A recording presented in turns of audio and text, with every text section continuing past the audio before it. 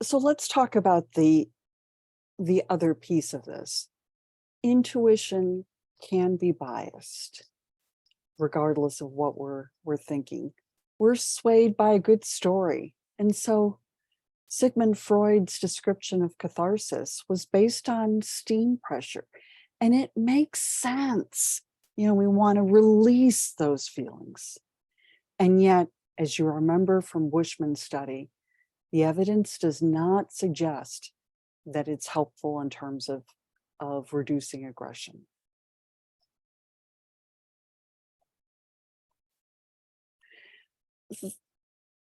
Intuition can be biased by availability. So when we are guessing what, guessing what causes deaths, we tend to overestimate some things, such as terrorism, and underestimate other things based on what's available. So the true cause of death, about 30% of deaths are due to heart disease, and terrorism is about 0.01%, very unlikely. And if you think about the percentage or the amount of money that the US has put into anti-terrorism efforts, we'd kind of wonder whether that makes sense. In terms of Google searches suggesting how important we think this is, heart disease gets a very, very few searches. Terrorism gets a disproportionate amount of searches, as does suicide, right? Suicide is about 1.8% of deaths. Certainly any death related to suicide is one that we don't want to have happen. But here we're seeing about 6 times as much, maybe 7 times. In terms of media coverage by the New York Times, terrorism gets considerably more coverage. Heart disease and cancer, much less than they would be predicted to. Same in terms of The Guardian, which is a British newspaper. We overestimate some of what comes easily to mind.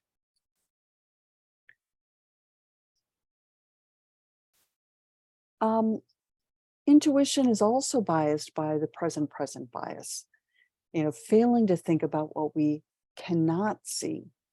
Remember Fisher's research on mastectomies, and what he found is, or what he concluded, is that oncologists were looking at those people who had received the treatment and who had recovered.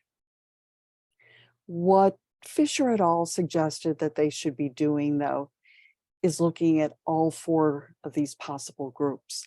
And because they had failed to look at all 4, they had a biased view about the role of radical mastectomies in treatment.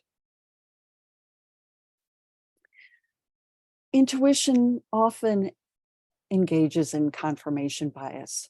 We see what we expect. So Fry and Stahlberg, for example,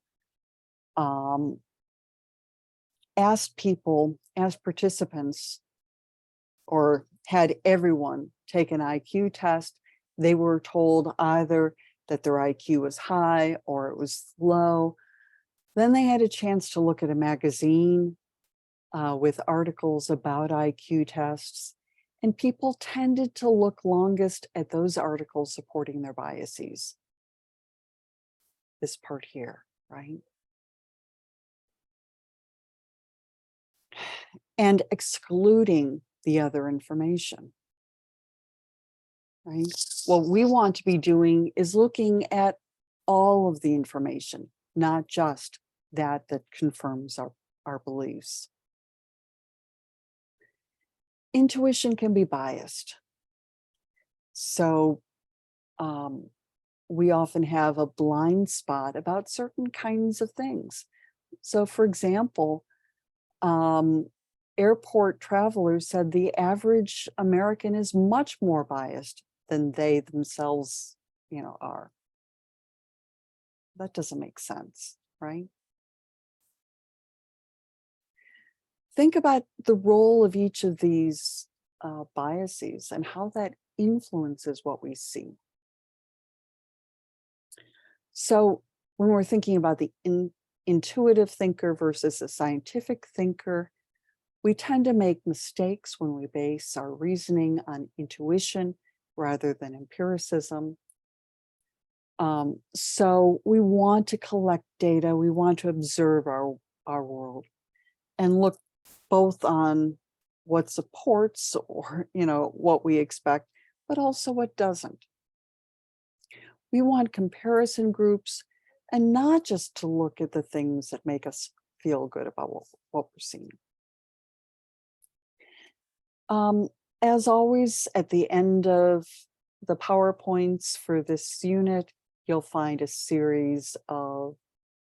you'll find this particular slide with terms that you should be focusing on as you're studying and preparing for the next exam.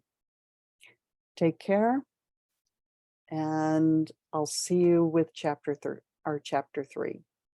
Bye-bye.